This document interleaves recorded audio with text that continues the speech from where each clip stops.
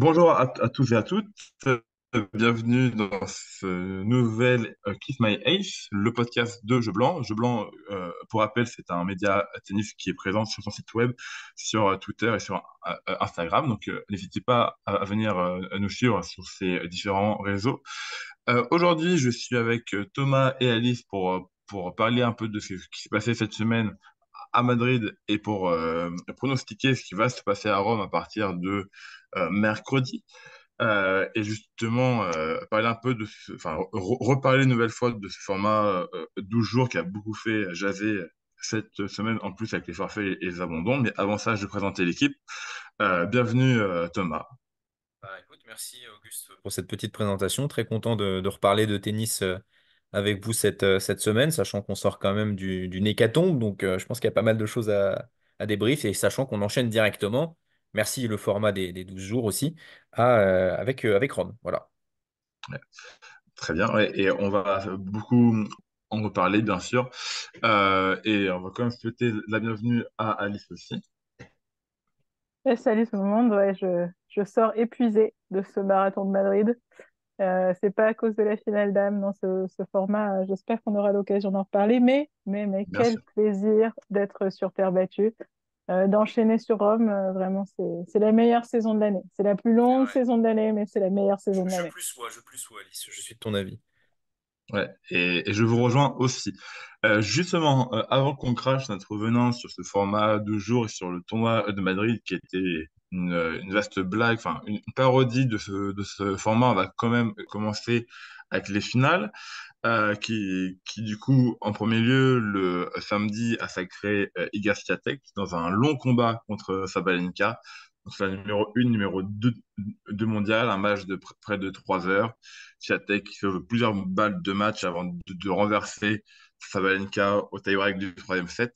Alice, je sais que tu l'as beaucoup suivi et que tu as vraiment aimé cette finale. Donc voilà, je te lance et je te laisse commencer sur ton avis sur cette finale et sur ce que tu as ressenti en la voyant. Bah, écoute, pour moi, vraiment, ce tournoi féminin à Madrid, c'était la note positive du tournoi.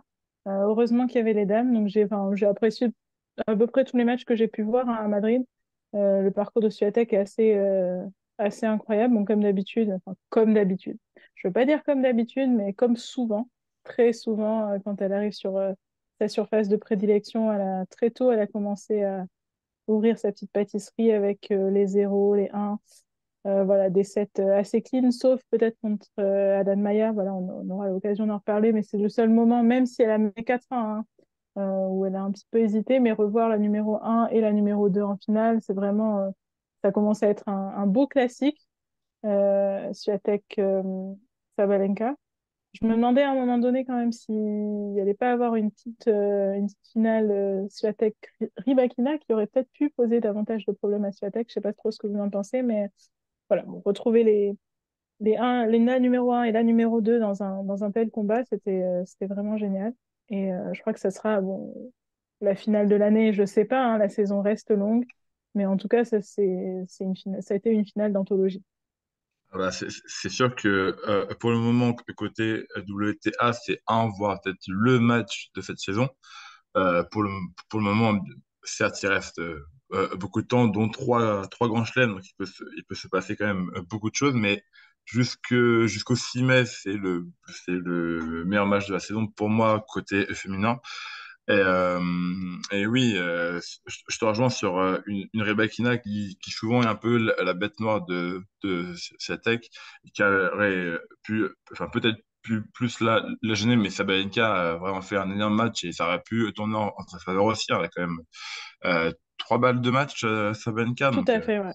donc, Trois balles de match et donc elle était pas si loin non plus. Et puis surtout, Sabalenka, elle a eu une grosse demi contre Rybakina aussi.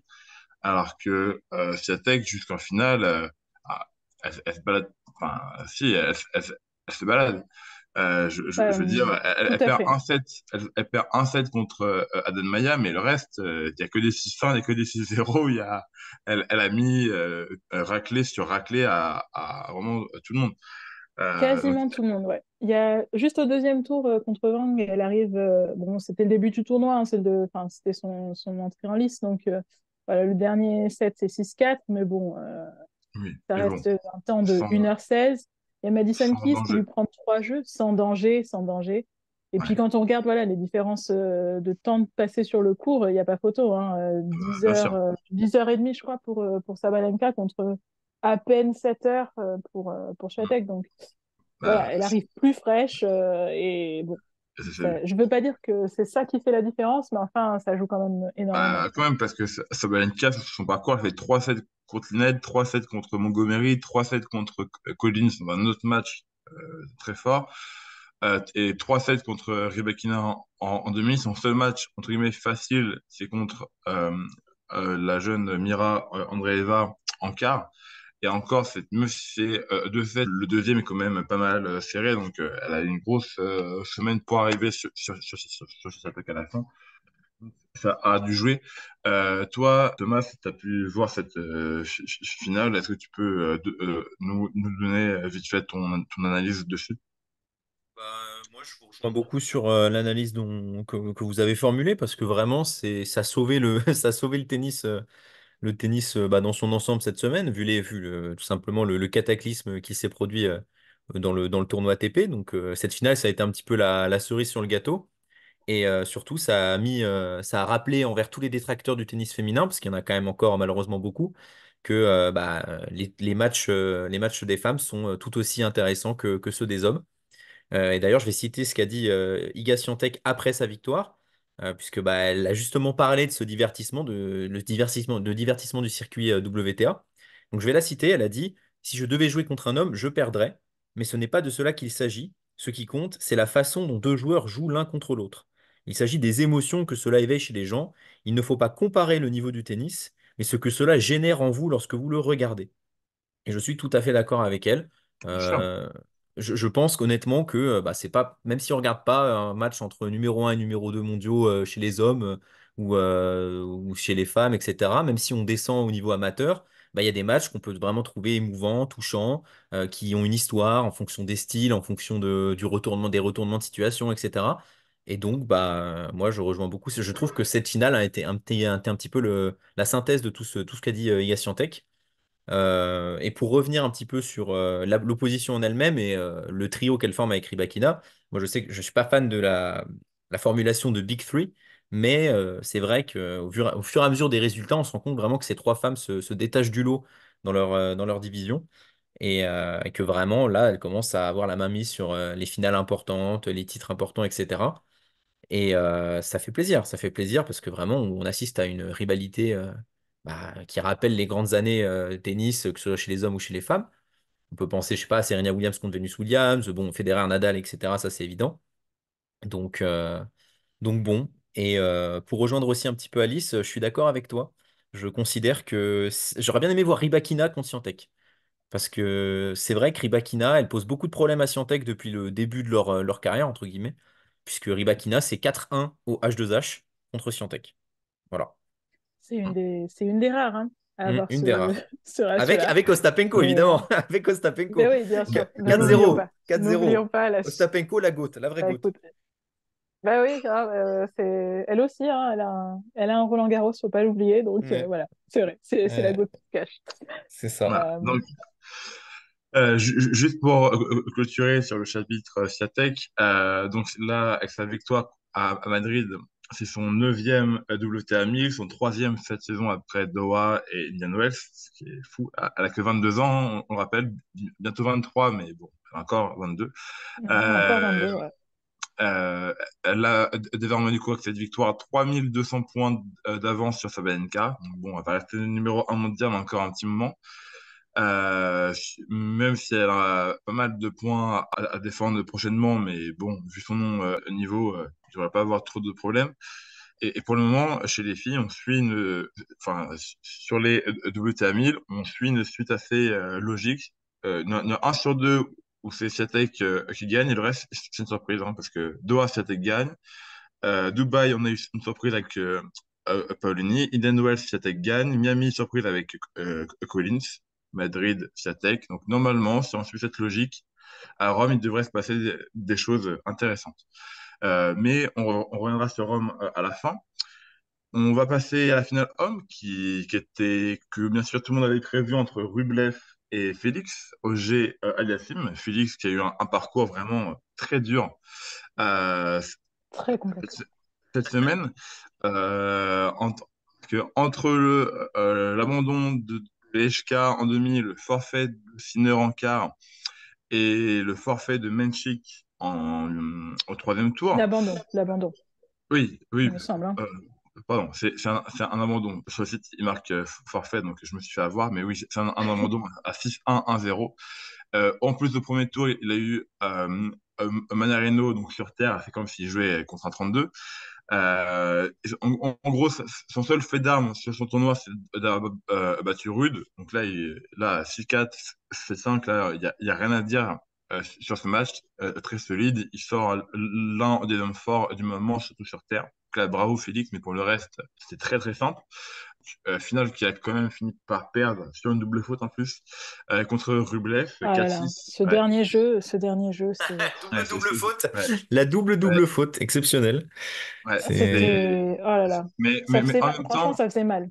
Ça faisait ouais, mal parce que Il s'était battu il jusqu'au a quand bout. même, ouais, non, mais il tenait son bien. service, c'était, je crois qu'il met 14 aces quand même sur le match. Donc, a priori, voilà, c'était quand même une belle arme qu'il Oui, avait sur ce match-là. Et là, et le puis meltdown, quoi. il sauve plein de balles de break ou des jeux où il est à 0,30 grâce à son service, mais sur la fin, il a craqué. Et j'ai envie de dire que perdre une finale sur une double faute, est-ce qu'il y a pas plus Félix que ça? Ouh, c'est dur. Il y a Ouh, ça Zverev pique. aussi, hein. Il y a Zverev, hein. Oui, aussi. Avant, Mais on l'appelait Mister Double Faute, hein, quand même, Zverev, hein. ouais, mais il a quand même réglé ça, C'est vrai. Zverev, depuis C'est un an vrai ou deux. que. Mais jusqu'à peu, oui, c'est vrai qu'il avait le même problème. Donc au final, Rublev remporte son deuxième Master 1000 après monter Carlo l'année dernière. Et donc Rublev qui montre que le tennis peut aller très vite, parce qu'il était vraiment sur 4 défaites en 5 matchs, sur 3 firsts de suite, et puis là, il nous claque une super semaine donc avec un titre au bout, même avec des circonstances qu'on connaît, même si il bat un Alcaraz qui a joué à fond, et même s'il avait une petite blessure au bras, mais qui s'est quand même donné à 100% et qui allait jusqu'au bout du match. Euh, dans les premiers tours, il se prend un Banis et un Fokina qui sont pas d'énormes noms, mais qui sur terre sont des candidats très très sérieux. Il faut vraiment aller au combat. Griekspoor en huitième, qui n'a rien de fulgurant, mais qui est très constant tout le temps sur chaque surface, chaque tournoi. Et bon, après, en demi-finale, il bat Fritz relativement facilement, donc quand même une semaine très solide pour Rublev et une semaine qui va lui donner vraiment confiance après sa période dure depuis Dubaï. Thomas, je te lance sur cette finale. Qu'est-ce que tu en as pensé et ton analyse dessus? Bah, je pense que cette finale, ça reflète un petit peu le. Comment dire? Elle sauve entre guillemets le Masters de Madrid, parce qu'elle est quand même sur le papier. Bon, l'affiche faisait peine à voir, on va pas se mentir. Bon, Roublev, ça reste un joueur d'élite, hein, bien sûr, numéro 8 mondial, le numéro 6 maintenant, grâce à sa victoire. Mais bon, ce n'est pas ce que les fans voulaient, hein. On voulait du Alcaraz Sinner, on voulait peut-être, pourquoi pas un petit Medvedev, hein, embusqué aussi, ça pouvait être intéressant. On voulait des joueurs un peu pétillants, des joueurs qui vraiment sont tête d'affiche maintenant de l'ATP. D'ailleurs, Roublev confié il y a peu aussi, on le confond parfois avec certains joueurs. On le confond avec Sinner, avec Zverev, avec Rude. Donc autant dire que bon, ça montre bien que Roublev reste une Et avec division. Et Tsitsipas, avec Tsitsipas, on, évidemment. Donc on ça le montre. confond avec Tsitsipas. Voilà, on Allez le confond. comprendre, mais Voilà. Donc tout ça pour dire que, bon, ça montre que il a une catégorie en dessous encore. Là, il a son deuxième Masters 1000. Donc tant mieux, mais ça n'enlèvera jamais le fait quand même, je suis désolé, qu'il a eu des concours de circonstances. Voilà, tant mieux il les a, tant mieux, il le mérite. C'est un joueur qui mérite beaucoup, vu son investissement sur le court. Mais ça reste, voilà, il reste des circonstances, comme tu l'as dit, Auguste, qui nous laissent penser que s'il y avait eu un Sinner, s'il y avait eu un Alcaraz aussi à 100%, parce que ok, il a sorti une grosse performance contre Alcaraz. Mais bon, 2 jours plus tard, Alcaraz a un œdème musculaire. Donc bon, c'est bien que sur le court, il était loin d'être à 100%. Donc voilà, il y a toujours des réserves vis-à-vis des titres de Roublev. Donc bon. Et de C'est, l'autre côté, Sur, allez-y, je allez-y. sur, sais pas. sur Ouais, celui-là. Sur celui-là, bah, même sur sur celui de celui-là. Monte-Carlo, hein, moi je trouve, hein. Bah non, Ah non, non, non, pas sur celui de Monte-Carlo l'an dernier, je reviens là-dessus parce que c'est vrai que bon, Bah, il affronte Rune en on finale, se très disait quand bien. même qu'il était. Oui, oui, mais Runeux de l'époque quand même était pas non plus. Enfin, Oui, il bon, était en meilleure forme que cette année. oui. Et je pense que ça venait quand même. Il était temps l'an dernier. Il était temps l'an dernier que Roublev gagne son premier Master 1000, quoi. Et on se disait que peut-être que ça commençait à caler. C'était un petit peu dommage pour un joueur de son calibre, en tout cas pour un joueur du top 10. Et là aussi, enfin, j'ai un sentiment mitigé à la fin de cette finale parce que, comme tu dis, le tableau, bon, c'est pas le tableau de Félix Auger-Aliassime, mais on reviendra sur ces tableaux et ce format en 12 jours. Mais ça vient un peu sauver sa saison sur terre battue, ou je ne sais pas si on peut déjà dire que Début ça de sauve saison, tout sa court, saison hein. sur Hmm. son, oui, ou son début de saison. Parce Mais que en tout bon, cas, j'ai ouais. l'impression que ça vient dire, OK, peut-être que Monte-Carlo, c'était pas un accident. Il confirme que c'est un bon joueur sur terre. En tout cas, pourra s'appuyer là-dessus. Il ne faudra pas trop qu'il regarde effectivement les adversaires qu'il a affrontés. Mais je ne pense pas que quand même Monte-Carlo l'an dernier était un accident. Je crois que ça venait conclure quand même ces années de travail de galérien de la terre, j'ai envie de dire. Ah, il était plus Mais mérité l'année dernière, certes, mais oui, bon, ouais, ouais. voilà. Je pense quand même que bon. Après, Roublev, ce qui est bien, c'est qu'il est régulier. Donc, il suffit que ceux qui n'arrivent pas à battre les gros poissons baissent en intensité. Roublev est là derrière et embusqué, et c'est lui qui prend les titres. Donc, tant mieux. Après tout, il le mérite, hein. Je dis pas le contraire. Mais moi, j'aimerais bien le voir Tout à affronter fait. un gros couteau à 100%. Et par exemple, en finale, pas affronter un Félix Auger-Aliassime, pas affronter un Runeux encore un peu jeune, un peu fébrile, parce que bon, Runeux, cette année-là, il perd quand même enfin, il perd toutes ses finales importantes. Mhm. Il perd Monte-Carlo, il perd Rome, et derrière, bon, bah, sa suite de saison, c'est pas non plus incroyable, hein. Et même là, 2024, ça reste un peu dans cette lignée-là, avec les problèmes de changement de staff, etc. Bon, c'est pas le Runeux, Runeux n'est pas dans la même dimension qu'un Sinner ou un Alcaraz actuellement. Donc moi, j'aimerais bien voir Roublev battre, mais un joueur vraiment bah, top 2, top 3. Voilà, le voir, j'arrive, je le bats. Parce que là, ça reste quand même, ben, Après, il bat au Aliassime en finale, quoi. Donc, est-ce et qu'on bon, connaît pas la réponse à ta question, hein? Si, si, s'il se retrouve voilà, face à un Sinner, face à un Alcaraz en pleine possession de ses moyens, est-ce je qu'on pense que connaît pas la réponse? voilà. Bon, Là, je- j'aimerais bien le voir une fois vous, comme ça. Il mérite. ah, Donc, bon. Et on a vu qu'il a fait des progrès. Là, on peut passer au niveau technique, hein. Roublev, sur sa seconde balle, je trouve qu'il a fait d'énormes progrès récemment. Donc, je trouve quand même. Bon, il s'est quand même fait démolir sur le premier set par les retours de Jaliassim, mais quand il s'est un peu réglé, un peu calibré, qu'il est rentré dans son match, c'était quand même un petit peu différent. Et à l'inverse, au Aliassime, moi, je ne sais pas ce que vous en pensez, hein, je vous pose la question. Moi, je trouve quand même que ça n'annonce que du bon pour le Canadien. si, je vais attendre. ouais, prudence. Moi, Moi, je suis je laisse optimiste du pour temps une fois. parce que certes, grâce à cette finale, il revient à la 20e place mondiale. Certes, il pourra dire qu'il a fait une finale à Master 1000, mais bon, on l'a rappelé souvent là, ces derniers temps, là, ces dernières minutes. Tournoi quand même avec 2 abandons et un forfait. On va attendre enfin, personnellement, je vais attendre avant de m'exciter sur lui, hein. Vraiment, il va falloir qu'il prouve. Si à Rome, il nous refait finale en gagnant vraiment 5 matchs avant, il n'y a aucun problème. Là, je me dirais, ah oui, quand même, euh, c'est c'est pas rien. Mais pour le moment, non. Je n'ai pas encore changé d'avis sur Félix. Un bon talent brut, mais qui réfléchit trop, qui prend trop la tête et qui gâche, entre guillemets, un peu trop son talent, même s'il reste encore très jeune et qu'il a totalement encore le temps de se développer et de devenir une valeur sûre du circuit. Euh, c'est juste que là, quand on compare avec les gens qui ont son âge ou même plus jeunes, comme des Sinner, comme des Alcaraz, Rune, Même là, sur les nouveaux là, qui ont entre 17 et 19 ans, là, les Fonseca, Menchik, cette génération-là, on le sent un peu dépassé, mais ça se trouve que lui, il lui faut juste plus de temps et que quand il entrera dans un prime, peut-être à 27, 28 ans, il sera peut-être mieux. Il faut peut-être plus de temps. Mais, euh, mais pour le moment, j'ai pas encore changé d'avis sur lui. Ah, je En comprends. fait, j'ai l'impression Ouais, qu'il vas-y. faudrait qu'il...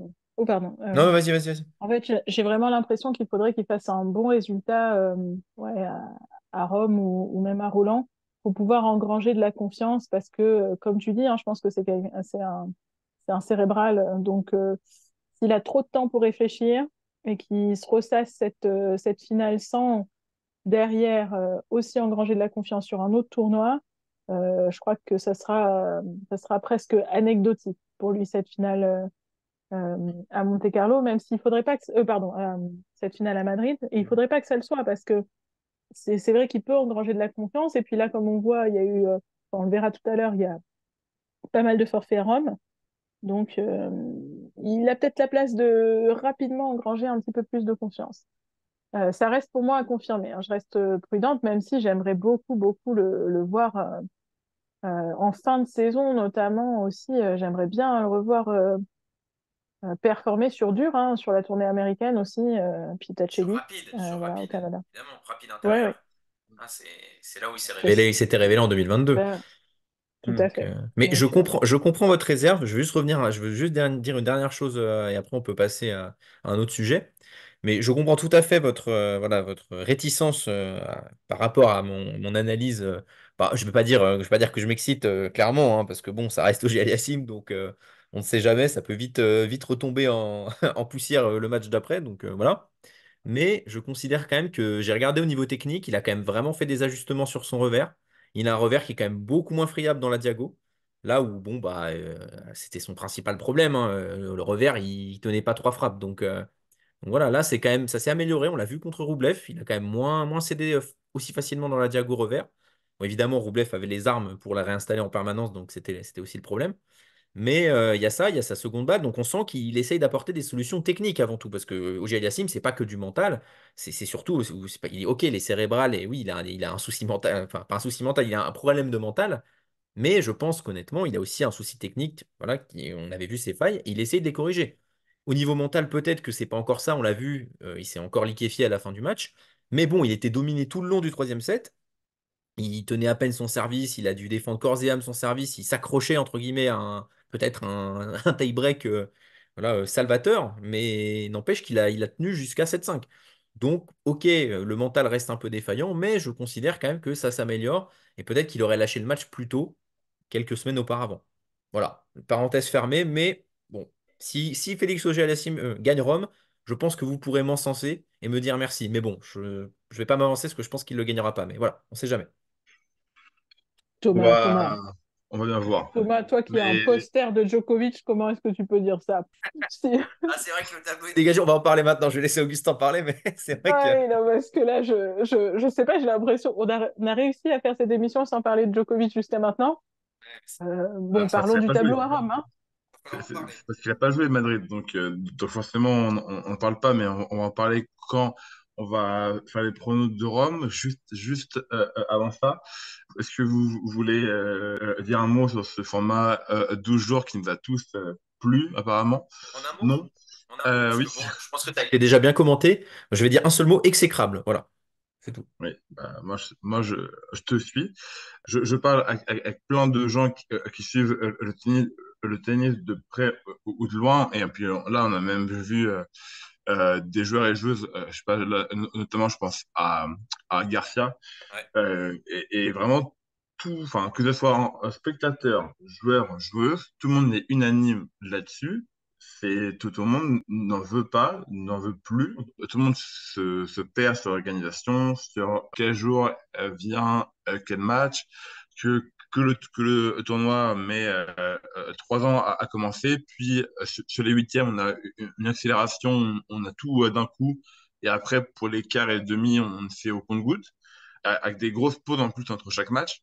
En plus, avec les forfaits, ça n'a rien arrangé. Et peut-être aussi que les blessures là, des trois grosses têtes de série à Madrid et des forfaits que ça a coulé à Rome, dû aussi au match plus long, surface plus lente, au tournoi du coup plus long, parce que ça te rajoute de la pression mentale, même s'il y a un jour de repos, bah, c'est un jour de plus où tu dois rester focus sur ton tournoi. Et forcément, bah, ça empiète sur les performances des joueurs et sur les physiques surtout. Et donc là, Je te rejoins. bien Pardon, je sûr. te rejoins complètement là-dessus parce que, pardon, pardon, t'avais peut-être pas fini, mais Non, vas-y, vas-y, vas-y. je te rejoins complètement là-dessus parce que l'an dernier, à cette époque déjà, bon, on commençait ce format en 12 jours. J'avais partagé avec vous, moi, mon scepticisme là-dessus, mais c'était vraiment d'un point de vue, je pense que j'avais plus le point de vue spectatrice, public, et puis aussi, voilà, bon, peut-être aussi au niveau organisation du tournoi, la longévité me paraissait énorme, enfin, colossale. Mais bon, je retenais un petit peu ma salve pour, euh, pour la suite, parce que voilà, on peut toujours, c'est toujours difficile aussi d'envisager des changements, de se dire, oh là là, enfin, on ne sait pas ce que ça va donner, il y a toujours un peu d'anxiété quand on commence quelque chose de nouveau, et puis voilà, on aurait pu, un an après, se dire, voilà, bah, finalement, ça marche plutôt pas mal, hein, c'est tournant sur 12 jours.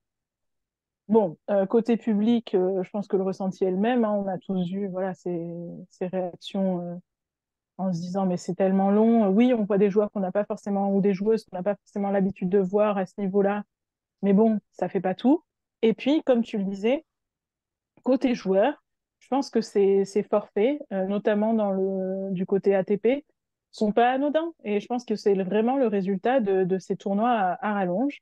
Il y a des joueurs qui se disent, bah, je vais pas faire enfin, ce tournoi pendant 12 jours, là, risquer de me blesser, et puis après renchaîner une deuxième séquence trop longue avant un grand chelem. Il y a un gros problème de calendrier, ça fait des années qu'on le dit, qu'on le constate. On pensait peut-être qu'allonger le format, ça serait une meilleure idée. Ben, force est de constater que même au niveau des joueurs, ça grince vraiment des dents. Alors, combien de temps il va falloir qu'on scoltine ce format en 12 jours pour dire que ça suffit? Ça, c'est la grande question. J'espère parce que c'est pas un format qui va pas, enfin, j'espère que ce n'est pas un format qui va se propager, parce que c'est trop long pour les spectateurs et ça a l'air de commencer à être trop long pour les joueurs et les joueuses. Ils commencer à se poser des questions. Et bah, je te rejoins, Alice, mais dans les bureaux, apparemment, on va pas du tout vers ce chemin-là, parce que forcément, eux, ça leur rapporte plus d'argent. Et, et pour le moment, apparemment, on va plus sur le chemin inverse que sur celui-là. Mais enfin, qu'un retour au Master 1000 sur 7 jours. À part apparemment pour Monte-Carlo et Bercy, qui apparemment ont des conditions spéciales. Mais là, on l'a bien vu hein, à Monte-Carlo il y a quelques semaines où c'était sur 7 jours. Dès le premier tour, on a des grosses affiches. Tout le monde sait, selon le jour à quel tour on est, et on a eu des super matchs. Mais bon, bref, on va du coup passer du côté de Rome avec nos pronos. Et donc, justement, ce format-là et le tournoi de Madrid a engendré les forfaits de Sinner et d'Alcaraz, quand même, qui ne sont pas rien. Enfin, qui sont sûrement les deux plus grosses têtes vendeuses du moment de la jeune génération. Donc, en grosse tête, on a Djokovic qui fait son retour, qui n'a pas joué depuis Monte-Carlo, si je ne m'abuse.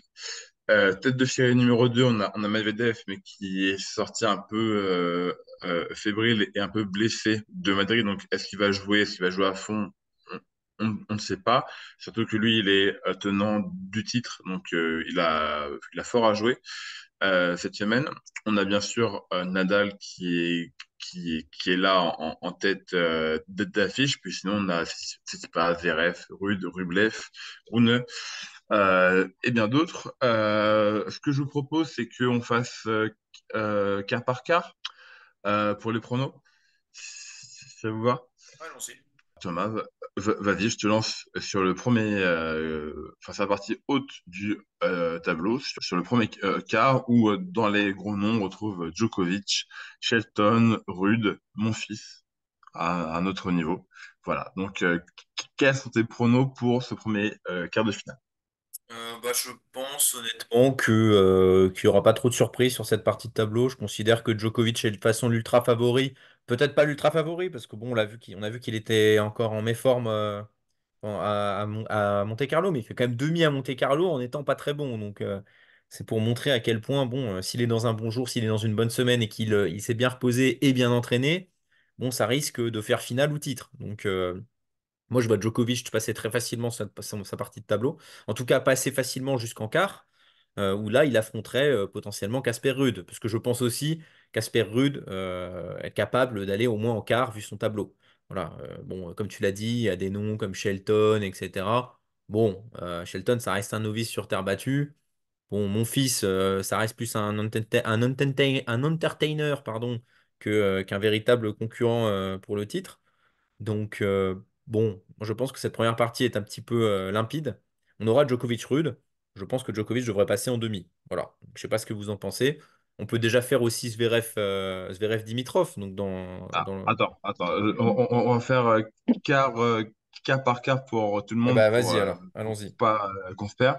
Ok. Qu'on se perde. Je te lance, Alice. Est-ce que tu vois aussi un Djoko Rude ou tu as un autre prono, toi? Moi, je vois un Joko rude. En tout cas, je vois Joko en quart, ça c'est certain. Il est frais comme un gardon. Il a une nouvelle jeunesse. Tout le monde en face. Voilà. Et puis, on ne parlons même pas du QI tennis. Non, non, il est en quart. Et alors, franchement, je pense que bon, après, ils sont pas beaucoup dans cette catégorie à avoir battu Djokovic coup sur coup. Je pense, bon, il y a que Sinner hein, récemment qui a réussi à faire cette petite entourloupe. Bon, Sinner étant maintenant du calibre qu'on le connaît, qu'on lui connaît, pardon. Je ne vois pas du tout Ruud faire ça deux fois. Enfin, en tout cas, je vois mal Djokovic se faire prendre deux fois de suite sur la même surface. Euh, ouais, l'animal blessé est encore plus dangereux. Donc là, je vois même une espèce de, pas une bicyclette, mais un vilain 6-2-6-3, quoi. Ok, Euh, Ah ouais, ok, carrément. ok. Ok. Ah, ça serait violent, mais avec Djokovic, on sait que, Ah ouais, non, je pense que... que tout est possible. De mon côté, je vous rejoins sur Djokovic, qui pour moi, enfin, dans son premier, enfin, jusqu'en huitième, il n'y a personne qui peut l'inquiéter. Même si, bien sûr, dans sa partie, je suis curieux de voir des Menchik, des Shevchenko, des Marozan en action, mais faut Ouais. pas se mentir, ça ne bat pas Ratchanov. Djoko. Ratchanov aussi, pourquoi pas. Mais bon, il a jamais Oui, oui. vraiment inquiété Djokovic à part Non, à Paris-Bercy il y a des années, donc en 2018. Donc bon, voilà. voilà. Mais, Si ça passe, là, on commence à s'inquiéter pour Djokovic. Ouais, ah oui, Là, peut-être, oui. Oui, surtout contre là, oui. Ratchanov. C'est vrai. Mais dans sa partie, les premiers tours, là, je vois Menchik, Hoffman et Shevchenko contre Marozvan. Là, ça m'intéresse, mais c'est pas la Non, question. Donc, ça passera pas. Ouais. Djoko va en quart. Mais de l'autre côté, je ne vous rejoins pas. J'irais plutôt côté Shelton qui a Badrud en finale. Personnellement, Shelton, moi, il m'a bien plu sur le début de son sur Terre et il gagne le titre à Houston. Et à Madrid, là, il perd contre Bublik dans un gros match en 3-7, vraiment où ça a pu tourner aussi pour lui. Et puis contre Bublik, on ne sait jamais sur quelle version de Bublik on tombe et ça peut vite tourner. Et là, contre Rude, qui a beaucoup joué ces derniers temps, qui allait loin dans beaucoup de tournois, il y a peut-être un paramètre physique aussi à prendre en compte. Et puis même, je pense que le jeu très rapide de Shelton en deux trois coups de raquette, même si on est sur ta battue, que normalement c'est pas la tactique à employer, ça peut peut-être gêner Rude ou le déstabiliser. Donc, moi, je vois bien une victoire de Shelton. Et limite, je souhaite peut-être une défaite à Will pour qu'il arrive un peu plus frais à Roland, qui arrive bientôt. Parce qu'il a quand même une finale à défendre. Ça serait bête d'arriver cramé à ce moment-là. Donc, voilà. Moi, mon premier quart, Djoko, Shelton. Thomas, je te lance sur le deuxième quart de tableau. Dans les gros noms, on retrouve Zverev, Bublik, Fritz, Musetti et Dimitrov, on va dire, dans les gros Ouais. noms. Bon, écoutez, je vais vous surprendre. Le deuxième quart, moi, vous savez, j'aime bien jouer. Donc, bon, ce deuxième quart ne me parle pas trop. Bon, dans le haut, comme tu dis, on retrouve du Zverev. Bon, contre Bublik, potentiellement, en quart. Bon, je sais pas, moi, je le sens pas trop, Zverev. Je trouve vraiment qu'il a un niveau inconstant. Il a pas non plus produit un très beau tennis sur terre battue depuis le début de la saison. Là, il se fait sortir, bon, assez vite, de Madrid. Alors qu'on le voyait quand même aller peut-être en demi, voire en finale, puisque bon, il a quand même gagné double champion à Madrid, donc bon, assez surprenant. Donc il a un niveau sinusoïdal en ce moment, je trouve. Donc moi, je vais partir sur une petite surprise. Je vais vous surprendre. Je pense que Mariano Navone ira en quart. Voilà. Et Pour... bah, tu sais quoi, je te suis complètement sur ce Voilà. prono-là. Voilà, je sais pas pourquoi ce joueur, l'Argentin, qui vient d'exploser un peu cette saison sur terre battue, voilà, on en entend un petit peu parler. Il a quand même poussé Rouneux, pas loin du supplice, hein, là, à Madrid. Donc, donc voilà, je sais pas. Moi, je trouve quand même que ce joueur, il dégage quelque chose. C'est pas un grand gabarit, hein, je crois il fait 1,78 m, quelque chose comme ça. Donc, bon, c'est pas non plus très grand pour un joueur de tennis. Mais je sais pas, c'est typiquement le joueur argentin de terre battue qui me plaît bien.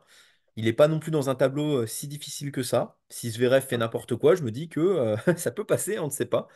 Donc bon, voilà. Et pour le deuxième prono, donc la deuxième partie, c'est du Fritz contre Dimitrov. Bon, c'est pareil, hein, ça ne sécurise rien, on va dire. Donc moi, je vais partir, c'est pareil, sur une petite surprise, je vais partir sur Moussetti. Je vois un Avoné Moussetti en quart de Rome. Ok, ok. Et bah, assez courageux. Là, je me mouille, là, je me mouille. Moi, je te suis sur Navonnet totalement. Je pense qu'il a clairement le jeu pour sortir de cette partie de tableau.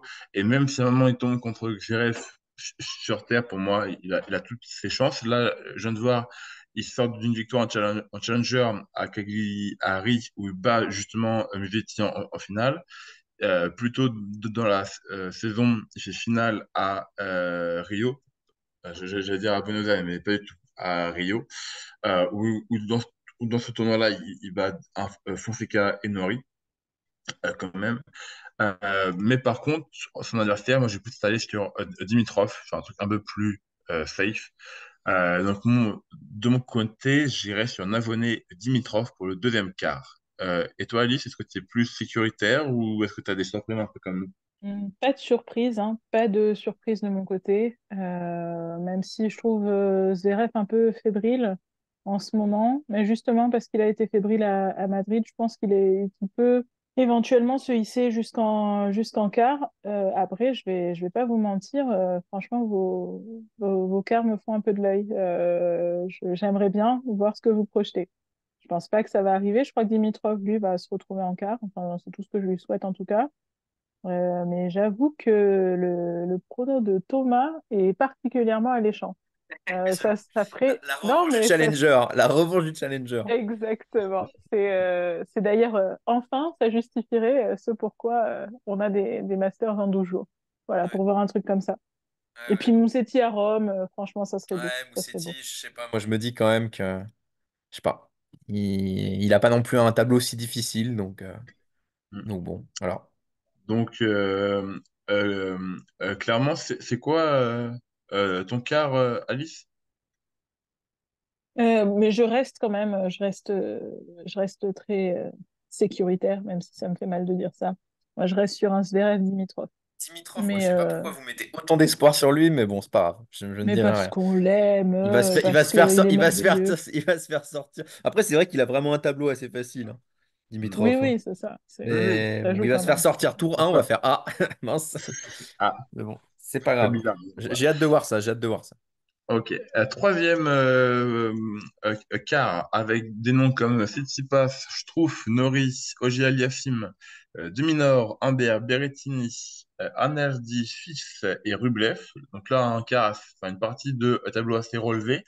Qu'est-ce que tu as sorti de ce gros chantier, Thomas?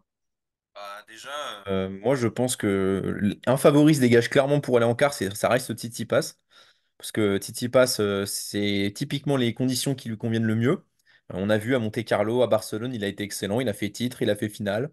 À Madrid, il s'est fait sortir prématurément, mais est-ce que c'était pas un mal pour un bien? Parce que c'est des conditions de jeu qui le satisfont beaucoup moins bien, qui exposent beaucoup plus ses faiblesses en revers, évidemment. Alors que là, Rome, ça ressemble à Roland-Garros, c'est très proche. Il aura le temps de bien, bien ajuster son revers. Il aura le temps justement de faire ses décalages coup droit, etc. Donc, bah, honnêtement, moi, je pense que Tsitsipas, la seule petite interrogation, c'est je trouve. Voilà, je me dis, est-ce Ouais. qu'il ne peut pas se faire surprendre par un je trouve en lévitation, sachant on sait bien que Tsitsipas n'aime pas les gros serveurs. Il déteste ça, les jeux qui l'empêchent de produire son jeu offensif. Je trouve que c'est typiquement le genre de profil qui peut l'embêter. Mais bon, je me dis quand même que Tsitsipas, il arrive à Rome, il a eu le temps de se reposer, il a eu le temps d'établir je sais pas, ses cartes à jouer. Donc je dirais que Tsitsipas passe en quart, déjà. Et en plus, surtout qu'il a Dominor dans cette partie de tableau. Donc bon, on entend dire que c'est sa victime préférée, Dominor. Donc voilà, ça s'arrête là. Et de l'autre côté, oui, on a du Humbert, on a du Berrettini, on a Arnaldi. On n'a vraiment pas grand-chose de l'autre côté, je trouve. Quand même, par Rublev rapport à... aussi. Ouais, il n'y a que Rublev, en fait. Donc après, est-ce que Rublev va enchaîner? C'est ça la question. Il doit être quand Ouais. même fatigué. Mais bon, je me dis que Roublev, justement, ça va peut-être le galvaniser, son titre. Il arrive à Rome, il a toujours été bon à Rome, hein, il a toujours été bon aussi, hein. Donc, il a sorti, je crois qu'il avait sorti Nadal, donc il a toujours été très bon. Donc, moi, je vois un petit classico que j'aimais bien dans les années 2020-2021, on va dire, le petit Tsitsipas Roublev. Voilà. Ok, alors moi je te suis complètement sur ce type et pour moi aussi son match le plus compliqué ça peut être son premier contre Struff qui peut vraiment l'embêter. Par contre pour son adversaire je peux aller sur une surprise locale avec Matteo Analdi qui pour moi même si dans une partie compliquée avec un match avec au premier tour et potentiellement après. Donc attends, ça fait tac, tac, tac. Avec après un Jarry au, au second, ça peut être dur, mais je pense qu'il a totalement les armes et l'aide du public pour le faire. Euh, donc moi, je partirais plutôt sur un 6 passe contre Arnaldi en quart. Alice, tu pars sur quoi? Ouais, moi je pense que oui. Je pense que Tsitsipas, je le vois arriver à Rome en quart sur cette partie de tableau. Par contre, je pense que Rublev fatiguera un peu. Je pense pas qu'il sera galvanisé par sa victoire. Je crois qu'il va accuser le coup. Je le vois sortir assez tôt. Donc du coup, dans ce quart de finale, pour moi, ça reste assez ouvert. Je sais que Tsitsipas, enfin je sais, non, ne prédisons rien sur Tsitsipas, mais bon, je pense quand même que Tsitsipas se retrouvera en quart. En face de qui, je suis pas certaine. Voilà. Euh, il, il- il faut un nom, Alice. Que ce soit Rublev, Fils, Humbert, Bertini. Ouais, non, allez, on va jouer pour le plaisir, on va jouer la filière italienne. Berrettini. Allez, Ok. je suis Ok, non, Berrettini. complètement folle mais furieuse. Ah, c'est Non, possible. vous non, avez de mais ces pronos, vous me régalez non, en non, non, vrai. Arnaldi absolument et pas. Non. Berrettini. Ah, moi, C'est j'ai pas dit Arnaldi, hein. J'ai pas dit Arnaldi. Non, mais c'est évidemment que totalement. Berrettini n'y sera pas, mais je préfère laisser ce petit bout-là ouvert. Voilà. Vous sous-estimez trop la rouble, hein, je pense. Roubleau va arriver en puissance, vous n'allez pas comprendre, hein. Non, non, non, Ouais, Vraiment, non. ouais, Pas il a de personne dans sa suite. partie de tableau, il a vraiment personne, hein. ah, moi, Donc, je suis pas d'accord. Mais bon, bon, bref, ouais. Mais déjà, là, on verra bien cette semaine. Non, il se remet de Euh, sa soirée. Voilà. Mais il c'est vrai que affronte c'est un encore un sur bail. 2 jours. Tu Non, as raison. mais ouais, Tu as raison. il affronte Usubori ou Giroud, ouais, pardon. non, mais c'est Giroud, pas hein. là non, mais je sais pas que Rublev, il prend un first. Et il perd au troisième tour ou en huitième. Ouais, mais il va affronter Marton Fucsovics en troisième tour. Bon. Ah, peut-être Fils. Ouais, mais Fils, je sais pas, je le sens pas en ce moment. Mais bref, passons au Non, non, non. quatrième. Moi, Fils, je le Passons. sens pas. Donc, dernière partie de tableau, on retrouve Hurkacz, Nadal, Baez, Rune, Paul et Medvedev, bien sûr. Thomas, je repars avec toi. Qui est-ce que tu sors de cette partie de tableau? J'ai vu que sur les réseaux, on disait que Nadal avait un tableau relativement facile. Je sais pas qui a dit ça, mais Pas bon, d'accord, hein. moi non Pas du plus. tout Ah d'accord. non, personne, mais non, Bah il si, peut se si, prendre je un vous deuxième. assure. Oui, non, mais je dis Qui a pas que dit c'est, ça? je dis pas que c'est mon avis, mais j'ai vu des techniques sur Twitter, je vous assure, me dire que Nadal avait un, un tableau relativement facile. Il est Il se Donc, très prend un relevé. top 10 au Il est deuxième très tour. relevé. oui, mais ça, Il peut, voilà, ouais, bon, voilà. non. Après, peut-être qu'en termes de top 10 il aurait pu avoir pire, mais bon, Hurkacz, ok, c'est peut-être pas un spécialiste de terre battue, mais Hurkacz sur terre battue, ça reste quand même très C'est, solide. mais Donc, d'ailleurs, Rome l'an dernier, au cash, il fait pas. ah, je sais plus, hein. Je sais plus. Hurkacz, pour moi, il Là, est multi-surface. Donc, Oui, oui, non, c'est jamais un cadeau de se il prendre est au bon cash là partout. comme Avec ça. son service, de toute façon, il est bon partout, Hurkacz, mais. Non, c'est pas un cadeau, hein. alors, non. L'année dernière, Urquell, il se prend un first à Rome. Il perd contre Wolf. Bon, Donc, bon, non. bah alors peut-être que c'est C'est bien, pas ce c'est bien. tournoi-là. Tu dois confondre avec un autre tournoi. Un Mais autre non, c'est Polonais, pas. à supposer qu'il y en ait un autre. Ou un autre Polonais, peut-être. Ah, franchement, pour revenir Pardon, sur je les l'ai pris pour pronos, Swiatek. pour revenir sur les pronos, moi je pense que Nadal, bon, il a quand même pas un tableau facile, mais vu la montée en puissance qu'il a eue, je me dis que, en plus j'ai envie de voir la dernière run, j'ai envie de voir Nadal au moins en quart à Rome, quoi. Je me dis, il l'a gagné 12 fois, c'est bon, il va revenir, il va arriver, il va vouloir défoncer un petit peu pour rappeler qui il est. Bon, à part peut-être un bon Sébastien Baez, qui peut être très fort sur terre battue, surtout actuellement, qui est très bon sur terre battue. Il y a Rouneux aussi, l'inconnu, mais bon, Rouneux, il peut se faire sortir T1 comme aller peut-être en quart ou en demi, donc c'est un peu le problème. Donc moi, je sais pas, je vois Nadal. J'ai envie d'aller sur un Nadal, là, je Ok, laisse parler mon ok. cœur. J'ai envie de voir Ça fait Nadal. plaisir. Voilà. Et donc, contre qui? De l'autre côté, il y a Tommy Paul, mais Tommy Paul revient d'une blessure, donc Oui. c'est pas vraiment une valeur sûre. Franchement, je miserais vraiment pas sur lui. Après, il n'y a vraiment pas trop de spécialistes hein, de terre battue de l'autre côté. Il y a Fokina, mais Fokina, c'est pareil, il est vraiment pas dans une bonne, dans une bonne forme. Fokina, c'est loin de celui qui a fait la finale à Monte-Carlo contre Tsitsipas en 2022. Euh, après, bah, moi franchement, je pense que Medvedev va aller encore, va nous surprendre et va encore aller en quart, hein. Voilà, je Mm. pense que voilà, bon, s'il est remis de sa blessure, parce qu'il était un peu blessé, est-ce que c'était par prévention plus qu'autre chose? Mais s'il arrive en forme, je pense qu'on aura un Nadal-Medvedev. Et j'aimerais bien avoir un Nadal-Medvedev à Rome. Ok, ok. Très, très sympa comme match. Moi, de mon côté, je suis clairement sur Medvedev parce que je pense que même blessé, il a tellement personne en spécialiste de terre que même à 50 ou 60%, ça va passer pour lui. Par contre, même si j'adorais voir un Nadal en quart pour mon cœur, je pense pas que ça va se passer. Je vais plus aller avec Rune en, en quart. Le problème que j'ai avec la partie de tableau de Nadal, c'est que il a que des spécialistes de terre sur son chemin. Hurkacz, bon, même si Hurkacz est plus dur et gazon, mais sur terre, ça reste un client. Mais après, que ce soit Seboshwai, Etcheverry, Baez, Lajovic, Sonego, Altmaier, Nardi, Rune, tous sont, tous sont très forts sur terre, C'est vrai. limite sur la meilleure surface. C'est vrai. Donc, c'est ce qui me fait peur, même si ça reste Nadal. Enfin, Nadal aurait 26 ans, j'aurais dit Nadal sans aucun problème. Mais le fait est que là, il en a bientôt 38 et que physiquement, on a vu, même si ça allait un peu vers le mieux, qu'il est encore très lourd, encore beaucoup plus lent que d'habitude.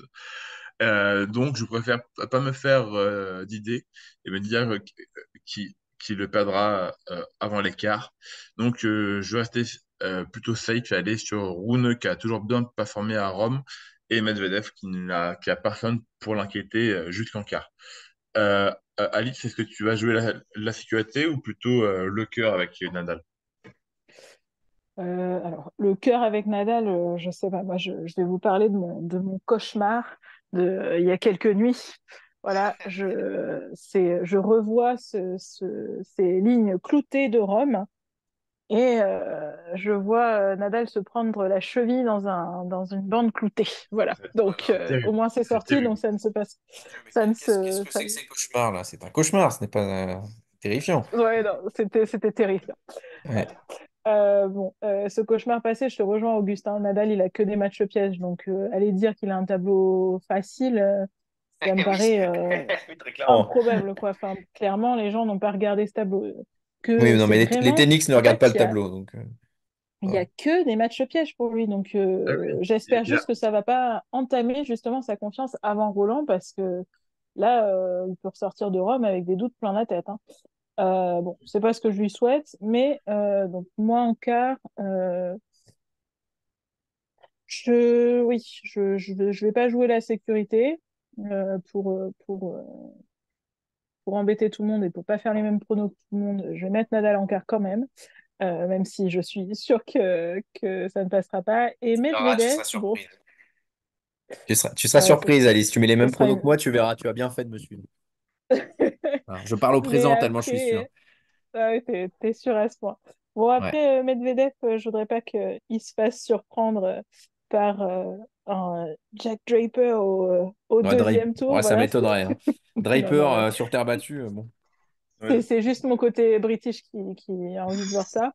Mais après, bon, s'il passe cet obstacle terrifiant, qu'un Britannique sur terre battue, vraiment, ça s'est jamais vu. Voilà. Il va en quart aussi, donc bon, allez, Nadal Ok. Medvedev. Et puis Nadal, Medvedev Medvedev. prend sa revanche sur l'Open d'Australie qu'il n'a jamais digéré. Voilà. Ok. On passe en demi-finale. Donc, je vais commencer. Donc, moi, j'avais un Djoko Shelton en quart. Donc, bien sûr, Djoko le bas. Là, il y a même pas de match. Peut-être un premier set serré, mais après, ça déroule genre un 7-5-6-2, un truc comme ça. Et en face, Dimitrov va battre Navone. C'est parce que les surprises, c'est bien, mais à un moment, il faut quand même mettre des gars assez sérieux. Donc, pour moi, première demi-finale, Djokovic contre Dimitrov. Thomas, vas-y, je te laisse enchaîner.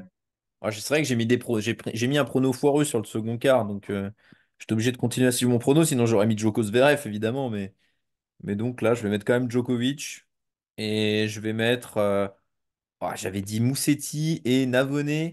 Navone. Allez, moi je repars quand même sur une victoire de Navone. Allez, Djokovic-Navone D'accord. en demi. Allez, ça part.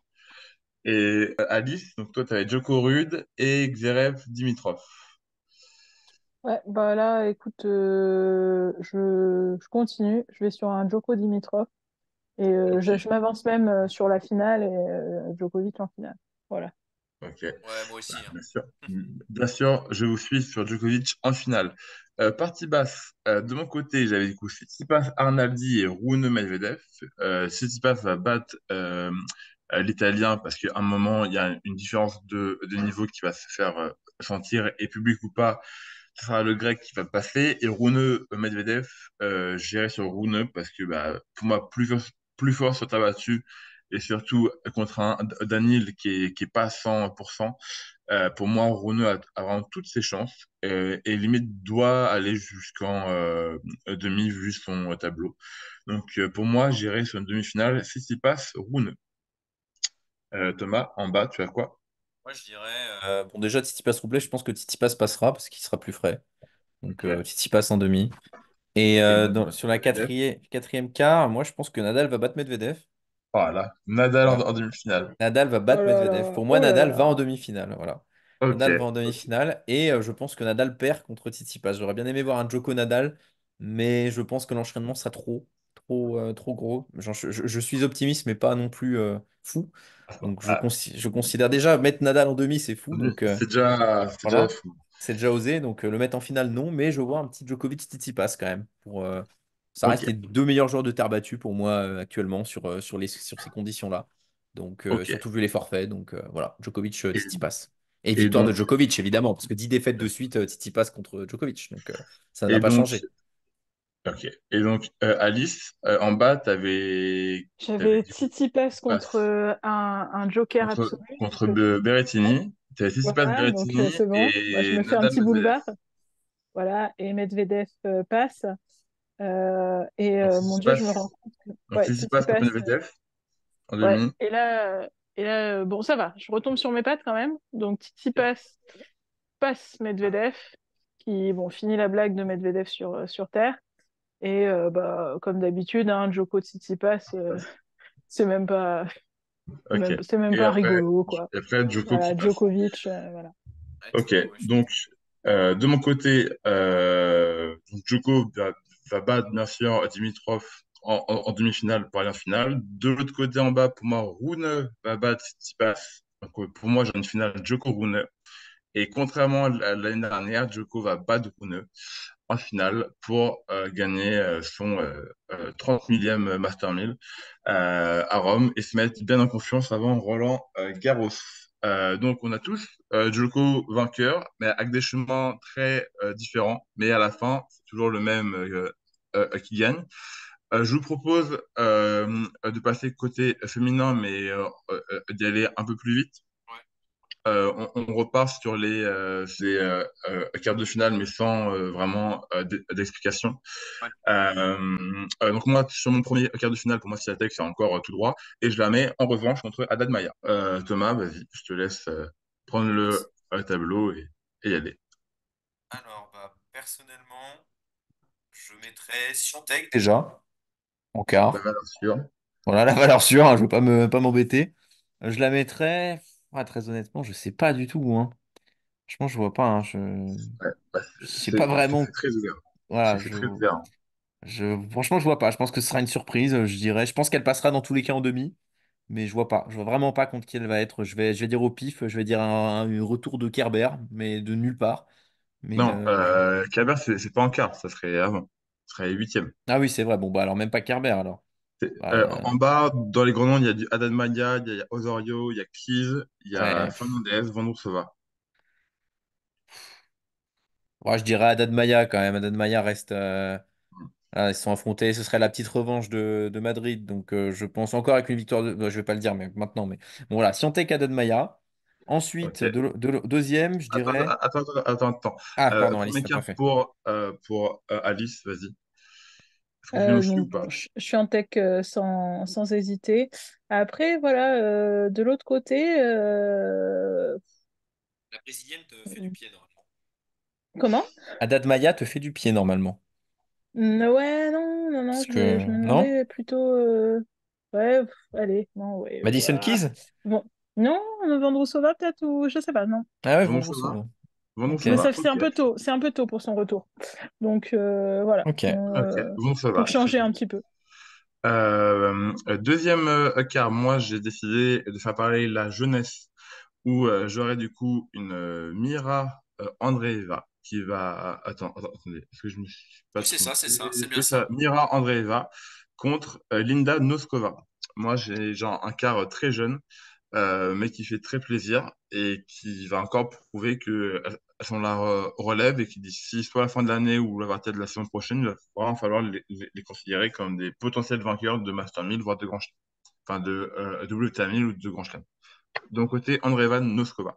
Bah, Vas-y, Thomas. eh ben, je vais abréger très vite, je fais pareil que toi. Je pense que ça va être la même chose. Voilà, je Ok, considère que c'est probable aussi. Donc ok. voilà.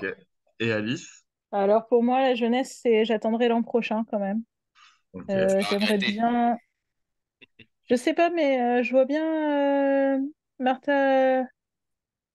Marta Martha Kostyuk? Kostyuk quand même. Ouais, Ouais. on sait C'est jamais, tu c'est vois. possible, hein. Elle fait une Elle très bonne prend saison, Moskova hein. au premier. Ouais, ouais, ouais. Donc, voilà, voilà. Et après, du coup, je sais pas si je peux faire ça. Même si, bon, j'aimerais bien voir. Alors là, c'est pas forcément un pronom, mais j'aimerais bien voir ce que Jane peut donner sur terre battue, là. Ouais, c'est Oui, vrai. mais Donc, J'ai hésité aussi. elle est dans la même partie ouais, que Kostyuk, donc ce sera pas un quart. ouais, donc ce serait pas. Là-haut, Ouais, on a du Goff, ouais, Krejcikova, ouais. Navarro, Ah oui, en haut, Andreeva, alors en haut, pour moi, Badoza, c'est Goff. Samsonova, Moi, c'est Goff en haut Goff. Ok, qui donc on serait sur un doit. Goff Kostyuk. Ouais, Donc un Goff ouais. Kostyuk. Allez, Ok, très bien. allez, Ok, je l'aime bien, celui-là. troisième quart de finale. Moi, j'irais sur la locale Paulini qui fait un bon début de saison, qui sur Terre sait comment jouer. Elle va avoir du soutien local qui va battre une Sakari en huitième. Et en bas, j'irais classique sur Rybakina qui, même si elle joue beaucoup en ce moment, elle est en rythme, elle est tenante du titre, elle ne peut pas se permettre de perdre trop tôt, et surtout que jusqu'en quart, je vois pas qui peut l'arrêter. Enfin, sauf si Garcia elle met tout dedans, ou que Collins met tout dedans, mais on peut pas en être sûr. Surtout sur terre et contre une joueuse comme Rybakina. Donc moi, troisième quart, Paulini Rybakina. Vas-y, Thomas. Moi, presque comme toi, sauf que je vois Sakari passer. Moi, j'ai bien envie que Sakari voilà, se revienne sur le devant de la scène un petit peu. Donc, je dirais Sakari Ribakina, parce que Ribakina, pour moi, reste en super forme. Donc, 30 victoires, 5 défaites. Donc voilà, ça reste au-dessus. Voilà. Je vous Ok. suis complètement sur Rybakina et pareil que toi, hein, Rybakina Sakari, le top et Ok. le bas. Pour moi, Le top c'est. est le bas. Ok, Mm. ok, bah c'est aussi vachement probable, même si pour moi, à Sakari, il y a toujours cette fragilité mentale qui me fait peur à chaque tournoi. Mais bon, vous Ouais, lui mais c'est faites pour aller en quart. confiance. Ok, C'est pas en demi. ouais, Voilà. ok. Après, ça s'ajoute. Ok. Et dernier quart, là, pour le coup, je vais faire le top et le bas. J'irai sur Jabber Sabalenka. En quart, là, c'est très classique, mais Sabalenka, jusqu'en quart, à part Svitolina, elle a vraiment personne. Et Svitolina, elle n'a pas la puissance pour se confronter à Sabalenka. Et Jabber, j'ai bien aimé son tournoi à Madrid. J'espère que c'est le début de, de sa relance. Et j'espère qu'elle va confirmer à Rome. Donc voilà, moi je vais sur Jaber Sabalenka en bas. Thomas, vas-y. Moi, je vais sur Sabalenka aussi. Mais je considère que Ostapenko va sortir de son chapeau. Et je considère donc un Ostapenko Sabalenka. Voilà, Ok, duel de Cogneuse en c'est quart. ça. Et Alice? Moi, c'est le côté british qui va parler, même si c'est improbable. Voilà.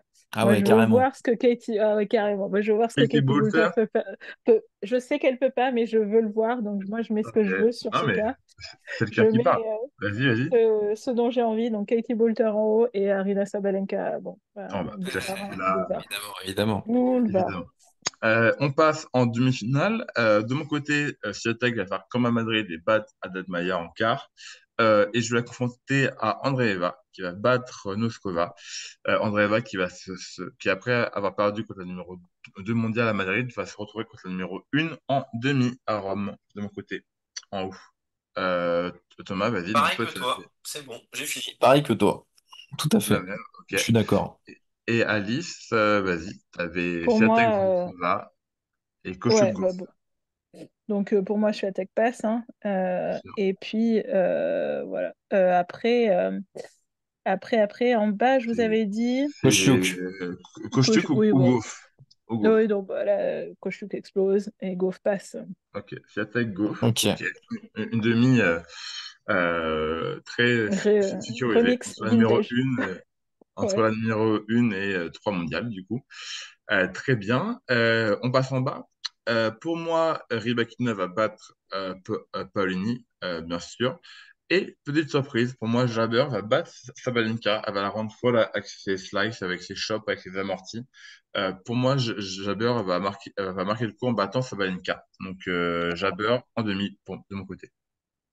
Tu fais parler le cœur là, Oui, Augustin, oui, ça oui. commence à se voir. Ouais, Oui. clairement, ouais. Ça commence à se Parce voir. que Jabber Mais sur terre bon, battue, ouais, faut aimer, quoi. Bah, si, c'est c'est sa beau. surface quand même. Ouais, bon, elle est aussi forte sur le gazon, elle a fait finale sur Oui, oui. Non, mais elle est Deux, forte deux. partout. Mais moi, sur Tabati, moi, ça va très bien. Et moi, je pense qu'elle peut vraiment rendre folle Sabalenka. Ok, ok. Donc, j'adore Rybakina en demi. Je vous laisse dire vos choix. Donc, vous avez tous les deux Rybakina Sakikari. Euh, Ah, vas-y, Thomas. moi, je dirais Rybakina passe parce que je la considère voilà, l'une des favorites de toute façon sur cette tournée. On considère qu'elle a un tableau relativement clément. Contre Sakari, je pense qu'elle passe. Donc Rybakina. Bien. Et ensuite, Sabalenka contre Ostapenko. Je pense quand même qu'Ostapenko reste un peu trop faux folle. Voilà, je pense que voilà, ça reste trop friable malheureusement. Donc je pense qu'on aura le remake, on aura encore Rybakina Sabalenka en demi. Ça, Alice, où tu fais Alors parler pour le moi, cœur on avec a. les Ouais. boosters. Non, non, non. Encore. Là, le cœur explose. Sabalenka explose complètement Katie Boulter. Voilà. Et de l'autre côté, sans surprise, je pense que Rybakina a quand même envie de faire une bonne saison sur Terre, sauf si le pollen s'en mêle. On sait que il y a quelques années, je ne sais pas si c'était l'an dernier ou l'année d'avant, où elle avait dû déclarer forfait parce qu'elle avait trop d'allergie au pollen. Bon, j'espère que cette Mince. fois-ci, ça ira bien. Voilà. Donc pour moi, il y aura Rybakina Sabalenka et cette fois, Rybakina passe. Ok. Donc, je la retrouve en finale. Oui, moi je vois aussi en finale donc Rebekina de mon côté, elle bat Jabber et elle va en finale contre Swiatek. Est-ce qu'on a tous la même finale? Swiatek, Rebekina? Ouais. Moi, je mets victoire de Rybakina. Ok. Moi je voulais. Euh, Vas-y, Alice. euh, moi, Swiatek, Rebekina. je mets victoire de Swiatek, mais en même temps, j'ai l'impression, et je vous le dis maintenant, je crois que ce tableau ne marchera pas, on aura des surprises. Ouais. Je sens Ouais. Ouais, en je vrai, sens c'est le possible. chaos se semer à Rome. Ouais. À mon Moi avis, Rome Peut-être. sera le tournoi. je veux dire aussi victoire de Swiatek qui va confirmer et arriver comme un boulet de canon à Roland pour le triplé, enfin pour son quatrième Roland, mais son troisième de suite. Ça Euh, serait dingue. Ça Ça serait serait incroyable, complètement mais je dingue. pense, enfin, sauf blessure, bien sûr, ce que je vous dis, souhaite pas, parce que c'est une joueuse dont le circuit a besoin, mais si elle arrive à Roland 100%, pour moi, il n'y a aucun monde où elle le perd. Mais bon, bref, ça, on reparlera à la fin du mois. Donc, on est deux Adiasatec, une Rebekina, et tous Joko. Donc, des pronos vraiment très surprenants, mais en même temps, à un moment, pour avoir bon, parfois, il faut rester logique. Euh, J'aimerais dire quand voilà. même que l'an dernier, il me semble qu'on avait tous pronostiqué Djoko et que Medvedev avait gagné. Ouais, Donc, bon. c'était improbable aussi. C'est Donc, improbable. voilà. Je pense Dans le monde. je pense que l'année dernière, si Medvedev il devait parier sur un vainqueur, il serait même pas mis lui-même. Ouais, je pense aussi. C'est sûr. Bah, c'est pas Zverev, hein, il parie pas vraiment toujours sur lui. Donc, Hmm, Oui, c'est vrai. c'est vrai. Donc, bah, voilà, on a fait le tour de la semaine, Madrid et Rome. Donc, on se retrouve la semaine prochaine pour commenter ce qui sera passé dans le début du tournoi de Rome. Et d'ici là, on se dit du coup à la semaine prochaine. Passez une bonne journée, une bonne soirée selon l'heure à laquelle vous écoutez ça. Et on vous dit à lundi prochain. Au revoir. Bye bye. au revoir.